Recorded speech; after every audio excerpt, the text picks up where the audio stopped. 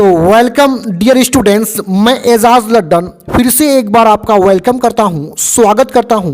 तो आइए सबसे पहले यहाँ प्रश्न को समझ लेते हैं। यहाँ पे क्या क्वेश्चन है? यहाँ पे है लॉर्ड लीटन। कौन? लॉर्ड लीटन ने राष्ट्रीय आंदोलन को गतिमान बनाया।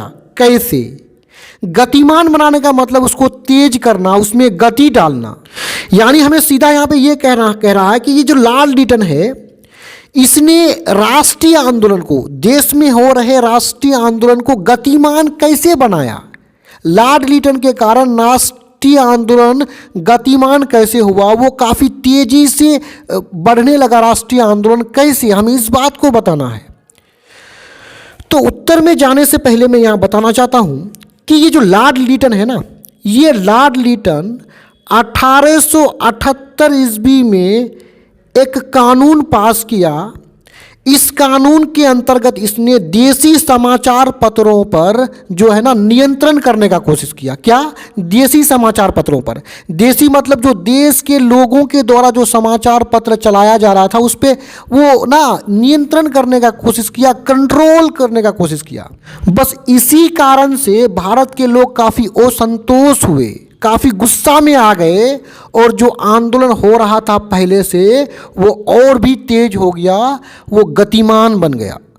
तो आइए उत्तर में इसको और बारीकी से यहाँ पे समझते हैं। देखिए, देसी भाषाओं के समाचार पत्र अंग्रेजी शासन के विरुद्ध मतलब खिलाफ राष्ट्रवादी भावनाओं को उत्पन्न कर रहा था। सिंपल सा समझ में आ रहा है कि जो देसी भाषाओं के जो समाचार पत्र थे, देसी भाषा मतलब मराठा भाषा में हो सकता है, आपका बंगाली भाषा में हो सकता है।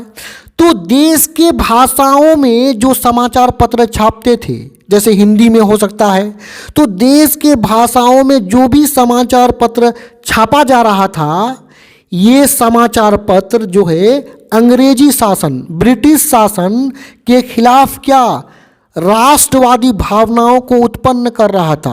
यानी भारत के लोगों के अंदर राष्ट्रवादी भावनाओं को उत्पन्न करने का काम कौन कर रहा था? देसी भाषाओं के समाचार पत्र।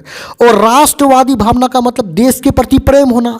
जब देश के प्रति लोगों को ये प्रेम हो रहा था, राष्ट्रवादी भावना उत्पन्न हो रहा था, तो लोग अंग्रेजी शासन के खिलाफ हो रहा था और अंग्रेजों को बोल रहा था आप हमारे देश को छोड़ करके भागिए।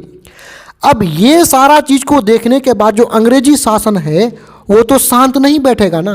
अब वो इन देसी समाचार पत्रों पर क्या करता है? देखिए, ऐसे समाचार पत्रों को, ऐसे मतलब देसी भाषाओं के जो समाचार पत्र है, हमारे देश के लोगों द्वारा जो समाचार पत्र चलाया जा रहा था, तो ऐसे समाचार पत्रों को नियंत्रण मतलब कंट्रोल में लाने के लिए लॉर्ड लीटन ने 1878 ईस्वी में वर्नाक्यूलर एक्ट प्रेस पारित किया। क्या पारित किया? Vernacular press act. एक्ट का मतलब कानून पास किया। यानी सिंपल सा है कि देसी भाषाओं के जो समाचार पत्र है वो राष्ट्रवादी भावनाओं को उत्पन्न कर रहा था, जिससे लोग अंग्रेजी शासन के खिलाफ हो रहे थे।